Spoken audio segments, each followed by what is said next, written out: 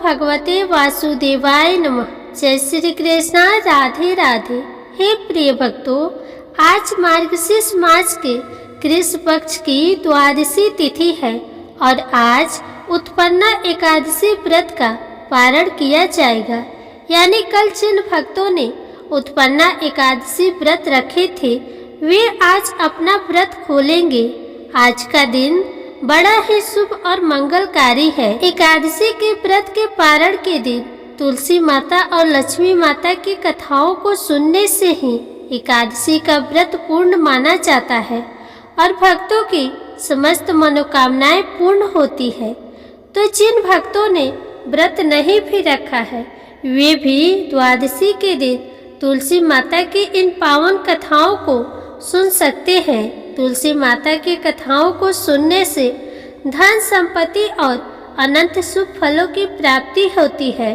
तो आइए भगवान श्री लक्ष्मी नारायण जी के चरणों का ध्यान करते हुए इन पावन कथाओं को सुनते हैं। तो प्रेम से बोलिए श्री राधे कृष्ण भगवान की जय। ये सुनते हैं तुलसी माता की संपूर्ण कथाएं। तुलसी माता को हरि प्रिया भी कहा जाता है। जितना भगवान श्री हरि विष्णु सोने चांदी हीरे मोती और रत्नों से प्रसन्न नहीं होते उतना सिर्फ तुलसी दल से प्रसन्न हो जाते हैं। सच्ची श्रद्धा भाव से तुलसी दल भगवान विष्णु को अर्पित करने से मनुष्य के सभी संकट कट जाते हैं और मनोकामनाओं की पूर्ति होती है। शास्त्रों के अनुसार एकादशी के दिन तुलसी जी में कभी भी जल नहीं चढ़ाना चाहिए, क्योंकि तुलसी महारानी स्वयं एकादशी का निर्जल व्रत रखती है। लेकिन द्वादशी के दिन व्रत के पारण के समय तुलसी माता को जल अवश्य चढ़ाना चाहिए और पूरे विधि विधान से पूजा पाठ करके उनके कथाओं को सुनकर ही अपना व्रत खोले। ओम श्री गणेशाय नमः। एक बार एक गांव में एक बहुत ही बुजुर्ग महिला रहती थी। वह बहुत ही पूजा पाठ किया करती थी। वह रोज तुलसी माँ की पूजा करती थी और वह बुजुर्ग महिला रोज तुलसी माता से कहती, हे तुलसी माँ, तुम मुझे बहू दे, पीताम्बर की धोती दे, मीठा मीठा घास दे, बैकुंठ में वास दे, चटक की चाल दे, पटक की मौत दे, चंदन का काठ दे, रानी सा राज दे, दाल भात का भोजन दे, ग्यारस की मौत दे और कृष्ण जी का कंधा दे। वह बुजुर्ग महिला हर महीने में तुलसी माता की पूजा करती और उनके बिरले को रोज सींचती। तुलसी माता बुजुर्ग महिला की बात सुनकर धीरे धीरे सूखने लगी। तभी भगवान श्री कृष्ण जी ने देखा कि तुलसी माता सूख रही है और तभी एक दिन भगवान श्री कृष्ण तुलसी माता जी के पास प्रकट हुए और भगवान श्री कृष्ण जी ने तुलसी माता से पूछा, तुम क्यों सूख रही हो? सभी महिलाएं तुम्हारी पूजा करती है और तुमको रोज सींचती है, लेकिन फिर भी तुम रोज सूखती जा रही हो। इसका कारण क्या है? जिसके बाद तुलसी माता ने भगवान श्री कृष्ण जी से कहा कि हे प्रभु, एक बुजुर्ग महिला मेरे पास रोज आती है और रोज एक ही बात बोलती है, हे तुलसी माता, सबकी दाता, मैं तेरा बिरला सींचती हूँ। तुम मुझे बहू दे, पीताम्बर की धोती दे, मीठा मीठा घास दे, बैकुंठ में वास दे, चटक की चाल दे, पटक की मौत दे, चंदन का काठ दे, रानी सा राज दे, दाल भात का भोजन दे, ग्यारस की मौत दे और कृष्ण जी का कंधा दे। मैं उस बुजुर्ग महिला की सारी मनोकामनाएं पूरी कर सकती हूँ, लेकिन उसकी एक मनोकामना पूरी नहीं कर सकती। मैं कृष्ण जी का कंधा कहाँ से दूंगी?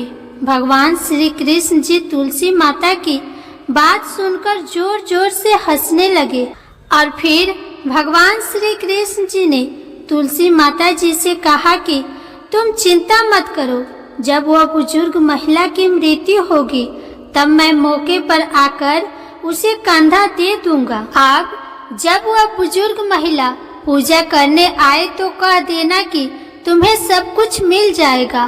कुछ दिनों बाद वह वृद्ध महिला ठोकर खाकर रास्ते में गिरकर मर गई। पूरे गांव के सभी लोग आए और उस महिला को सभी लोग धर्मात्मा मानते थे। उसको तुलसी जी की टोकरी कहते थे।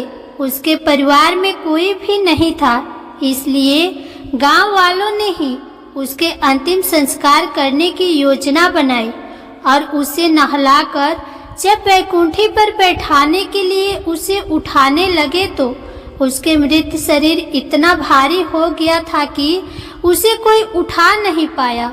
यह सब देखकर वहां के सभी लोग तरह तरह की बातें करने लगे और कहने लगे कि यह इतना पूजा पाठ करती थी, हर समय माला फेरती थी, इसलिए यह इतनी भारी हो गई है।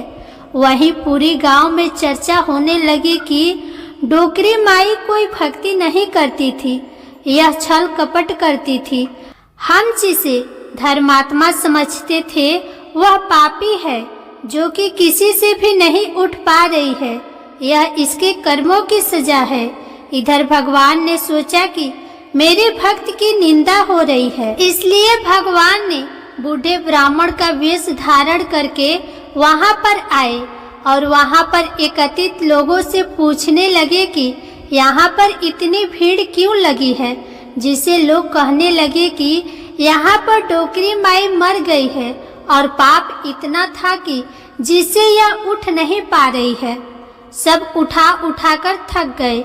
तब ब्राह्मण ने कहा, मुझे एक बार डोकरी के कानों में कहने दो, फिर वह देखो कैसे उठती है। तो सभी लोगों ने कहा कि आप भी प्रयास करके देख लीजिए। तब भगवान ने उस वृद्ध महिला के कानों में कहा कि हे डोकरी माई, देखो मैं आ गया। और जो डोकरी पूजा करते समय शब्द कहती थी वह शब्द उसके कानों में कहने लगे, तू बेड़ा सिचू तेरा, मैं करूँ निस्तारा मेरा। डोकरी माई बहू ले, बेटी ले, पोता ले, लड्डू ले, पीताम्बर की धोती ले, गहना ले, घी का घड़ा ले, मीठा मीठा खीर और पूड़ी ले, दाल भात का भोजन ले, धन दौलत ले, रानी सा राज ले, तुलसी जी का पत्ता ले, मुंह में गंगा जल ले, 11 को दिल ले, चंदन का दाग ले, कृष्ण जी का कंधा ले। इतना सुनते ही डोकरी हल्की हो गई। भगवान ने बोला, आओ और इसको उठाओ। भगवान ने हाथ लगाया और डोकरी माई उठ गई। सबको बड़ा आश्चर्य हुआ। उसे खूब धूमधाम से ले जाया गया। भगवान उसे अपने कंधे पर ले गए। पूरे गांव में उसकी चर्चा होने लगी, जिससे उसको मुक्ति मिल गई और वह वैकुंठ में चली गई। सभी लोग देखते रह गए। सभी लोगों ने देखा कि शमशान घाट तक तो ब्राह्मण साथ ही आया था, लेकिन अब वह दिखाई नहीं दे रहा है। इससे लोगों को समझ में आ गया कि वह कोई और नहीं, स्वयं भगवान ही बूढ़े ब्राह्मण के रूप में आए थे। बोलिए श्री तुलसी शालिग्राम की जय। बोलिए श्री लक्ष्मी नारायण भगवान की जय। बोलिए श्री राधा कृष्ण भगवान की जय। अब आइए तुलसी माता की अगली कथा को सुनते हैं। एक बार देवी तुलसी विवाह हेतु वर ढूंढने के लिए तीर्थ यात्रा पर निकली थी और ढूंढते ढूंढते वह गंगा किनारे पर पहुंच गई। उस वक्त गणेश भगवान गंगा किनारे तप कर रहे थे। उन्हें देखते ही देवी तुलसी उन पर मोहित हो गई और उनके मन में गणेश भगवान से विवाह की इच्छा उत्पन्न हुई। फिर देवी तुलसी ने गणेश जी के पास जाकर उनका ध्यान भंग कर दिया। आंखें खोलने के बाद गणेश भगवान के सामने देवी तुलसी खड़ी थी, लेकिन सामने एक स्त्री है, इसलिए अपने क्रोध को नियंत्रण में रखकर गणेश भगवान ने पूछा, आप कौन है देवी और मेरा ध्यान भंग करने का क्या कारण है? जवाब में देवी तुलसी ने अपने परिचय के साथ गणेश जी से विवाह की बात कर ली। उत्तर में गणेश जी बोले, देवी मैं ब्रह्मचारी हूँ, उस वजह से मैं विवाह नहीं कर सकता।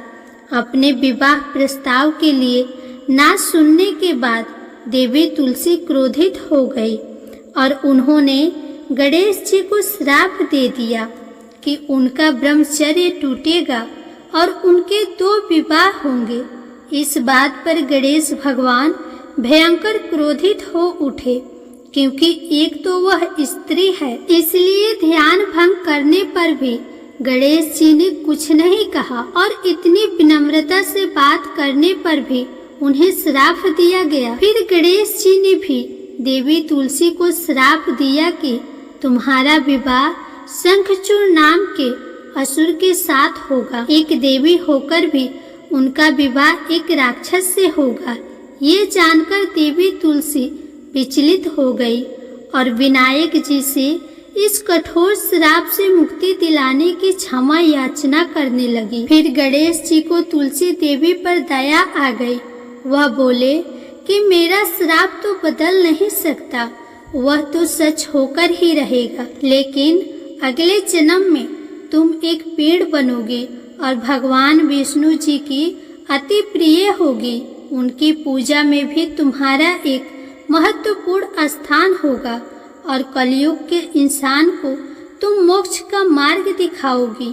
लेकिन तुमने मेरा तप भंग किया है और मुझे ब्रह्मचारी होकर भी 2 विवाह का श्राप दिया है, इसलिए मेरी किसी भी प्रकार की पूजा में तुम निषिद्ध होगे। इस प्रकार देवी तुलसी गणेश भगवान की पूजा में निषिद्ध हो गई।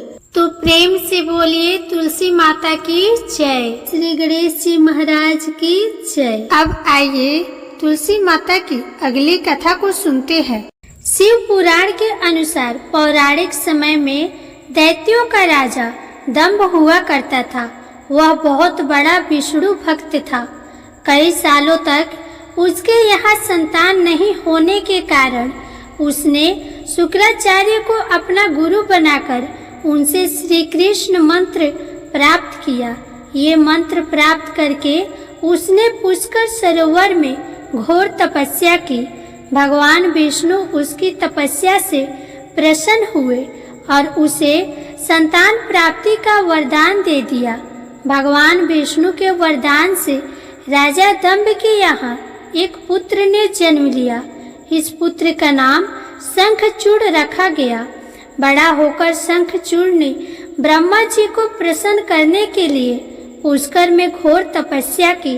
तपस्या से प्रसन्न होकर ब्रह्मा जी ने उसे वरदान मांगने को कहा। तब शंखचूड़ ने वरदान मांगा कि वह हमेशा अजर अमर रहे तथा कोई भी देवता उसे नहीं मार पाए। ब्रह्मा जी ने उसे यह वरदान दे दिया और कहा कि वह बद्री वन में जाकर धर्मध्वज की पुत्री तुलसी जो तपस्या कर रही है उसे विवाह कर ले। शंखचूड़ ने वैसा ही किया और तुलसी के साथ विवाह के बाद सुखपूर्वक रहने लगा। उसने अपने बल से देवताओं, असुरों, दानवों, राक्षसों, गढ़ धर्मों, नागों, किन्नरों, मनुष्यों तथा त्रिलोकी के सभी प्राणियों पर विजय प्राप्त कर ली। वह भगवान श्री कृष्ण का परम भक्त था। शंखचूड़ के अत्याचारों से सभी देवता परेशान होकर ब्रह्मा जी के पास गए और ब्रह्मा जी ने उन्हें विष्णु के पास ले गए। विष्णु ने कहा कि शंखचूड़ की मृत्यु भगवान शिव के त्रिशूल से ही होगी, अतः आप उनके पास जाइए। भगवान ने उन्हें चित्ररथ नामक गढ़ को अपना दूत बनाकर शंखचूड़ के पास भेजा। चित्ररथ ने शंखचूड़ को समझाया वह देवताओं को उनका राज्य लौटा दे, परंतु शंखचूड़ ने मना कर दिया और कहा कि वह महेश्वर से युद्ध करना चाहता है। भगवान शिव को जब यह बात पता चली तो युद्ध के लिए अपनी सेना लेकर निकल पड़े और दानवों में घमासान युद्ध हुआ, परंतु ब्रह्मा जी के वरदान के कारण शंखचूड़ को देवता नहीं हरा पाए। भगवान शिव ने शंखचूड़ का वध करने के लिए जैसे ही अपना त्रिशूल उठाया तभी आकाशवाणी हुई कि जब तक शंखचूड़ के हाथ में श्री हरि का कवच है और उसकी पत्नी का सतीत्व अखंडित है, तब तक इसका वध असंभव है। आकाशवाणी सुनकर भगवान विष्णु वृद्ध ब्राह्मण का रूप धारण कर शंखचूड़ के पास गए और उससे श्री हरि कवच दान में मांग लिया। शंखचूड़ ने वह कवच बिना किसी संकोच के दान कर दिया। शंखचूड़ का रूप बनाकर तुलसी के पास गए। शंखचूड़ रूपी भगवान विष्णु ने तुलसी के महल के द्वार पर जाकर अपने विजय होने की सूचना दी। यह सुनकर तुलसी बहुत प्रसन्न हुई और पति रूप में आए भगवान का पूजन किया। ऐसा करते ही तुलसी का सतीत्व तो खंडित हो गया और भगवान शिव ने अपने त्रिशूल से शंखचूड़ का वध कर दिया। जब तुलसी को ये बात पता चली कि वे उनके पति नहीं हैं बल्कि वे भगवान विष्णु हैं, तो क्रोध में आकर तुलसी जी ने कहा, आपने छल पूर्वक मेरा धर्म भ्रष्ट किया है और मेरे पति को मार डाला, अतः मैं आपको श्राप देती हूँ कि आप पसाड़ होकर धरती पर रहे। तब तक भगवान विष्णु ने कहा कि देवी, तुम मेरे लिए भारतवर्ष में रहकर बहुत वर्ष तक तपस्या कर चुकी हो। तुम्हारा यह शरीर नदी रूप में बदलकर गंडकी नामक नदी के रूप में प्रस्तुत होगा। तुम पुष्पों में श्रेष्ठ तुलसी का वृक्ष बन जाओगी और सदा मेरे साथ रहोगी। तुम्हारे श्राप को सत्य करने के लिए मैं पसाड़ शालिग्राम बनकर रहूंगा। गंडकी नदी के तट पर मेरा वास होगा। प्रेम से बोलिए भगवान विष्णु और तुलसी माता की जय। अब सुनिए लप्सी और तपसी की कहानी। एक लप्सी था, एक तपसी था। तपसी हमेशा भगवान की तपस्या करता था, लेकिन उसे चोरी करने की आदत थी। लप्सी हमेशा सवा सेर की लप्सी बनाता और सबसे पहले भगवान को भोग लगाता, उसके बाद में स्वयं भोजन करता। दोनों भाइयों का यही नियम था। एक दिन किसी बात को लेकर दोनों भाइयों में कहा सुनी हो गई। तपसी कहने लगा कि मैं रोजाना भगवान की तपस्या करता हूँ, इसीलिए मैं बड़ा हूँ। तो लप्सी बोला कि मैं रोज भगवान को सवा सेर का लप्सी का भोग लगाता हूँ, इसीलिए मैं बड़ा हूँ। ऐसा कहते हुए दोनों जोर जोर से लड़ने लगे। तभी वहाँ से नारद जी गुजर रहे थे। दोनों को लड़ता हुआ देखकर वहाँ आए और उनसे पूछा कि तुम दोनों लड़ क्यों रहे हो। तो दोनों ने अपने आप को बड़ा बताया और साथ में बड़ा होने का कारण भी बताया। तो नारद जी बोले कि इसका फैसला मैं कर दूंगा, कल आकर बता दूंगा कि कौन बड़ा है। दूसरे दिन लप्सी और तपसी नहाकर अपने रोज की भक्ति करने आए। तो नारद जी ने छुपकर 1.25 करोड़ की एक एक अंगूठी उन दोनों के आगे रख दी। जैसे ही भक्ति करते हुए तपसी की नजर उस अंगूठी पर पड़ी तो उसने चुपचाप से उठाई और अपने पैर के नीचे दबा दी। लप्सी की नजर अंगूठी पर पड़ी, लेकिन उसने ध्यान नहीं दिया। उसने पहले भगवान को भोग लगाया और फिर स्वयं भोजन करने के लिए बैठ गया।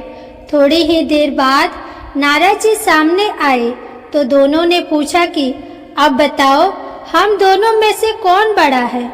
तो नारद जी ने तपसी से कहा, तपस्या तो तुम करते हो, इतनी तपस्या करने के बाद भी तुम्हारी चोरी करने की आदत नहीं गई। यह अंगूठी मैंने ही तुम दोनों के आगे रखी थी। मैं ये देखना चाहता था कि तुम दोनों में से किनके मन में लालच है। तो तूने तो अंगूठी दिखाई पड़ते ही झट से अपने पैर के नीचे दबा ली। लेकिन लप्सी का ध्यान अंगूठी पर जाने के बाद भी लप्सी ने अंगूठी को नहीं उठाया और ना ही ध्यान दिया। उसने सिर्फ अपने भगवान में ही ध्यान रखा, उन्हें भोग लगाया और बाद में भोजन करने लगा। इसलिए लप्सी बड़ा है और तुम्हें तुम्हारी तपस्या का कोई भी फल नहीं मिलने वाला। जितनी चाहे मर्जी तुम तपस्या कर लो, तुम्हें इसका कोई भी फल नहीं मिलेगा। तो तपसी को यह सुनकर बहुत ही दुख हुआ और वह शर्मिंदा होकर नारद जी से माफ़ी मांगने लगा कि आज तक मेरी गलती माफ़ करो और मुझे बताओ कि मेरी तपस्या का फल कैसे मिलेगा। आज के बाद कभी भी मैं चोरी नहीं करूँगा। तो नारद जी ने कहा कि यदि कोई गाय या कुत्ते के लिए रोटी नहीं बनाएगा तो उसका फल तुझे मिलेगा। यदि कोई व्यक्ति ब्राह्मण को भोजन करवाकर उसे दक्षिणा नहीं देगा तो उसका फल भी तुझे ही मिलेगा। अगर किसी को सूट साड़ी देगा और उसके साथ भेंट स्वरूप कुछ रुपये नहीं देगा तो उसका फल भी तुझे ही मिलेगा। अगर कोई व्यक्ति दिए से दिया जलाएगा तो उसका फल भी तुझे ही मिलेगा। अगर कोई औरत आंगन लिपकर चौका नहीं लिपेगी तो उसका फल भी तुझे ही मिलेगा। यदि कोई व्रत कथा में सारी कहानी सुन ले लेकिन तुम्हारी कहानी ना सुने तो उसका फल भी तुझे ही मिलेगा। उसी दिन से हर व्रत कथा और कहानी के साथ लपसी तपसी की कहानी कही और सुनी जाती है। प्रेम से बोलिए भगवान श्री लक्ष्मी नारायण की जय, तुलसी माता की जय, एकादशी माता की जय, भगवान गणेश की जय।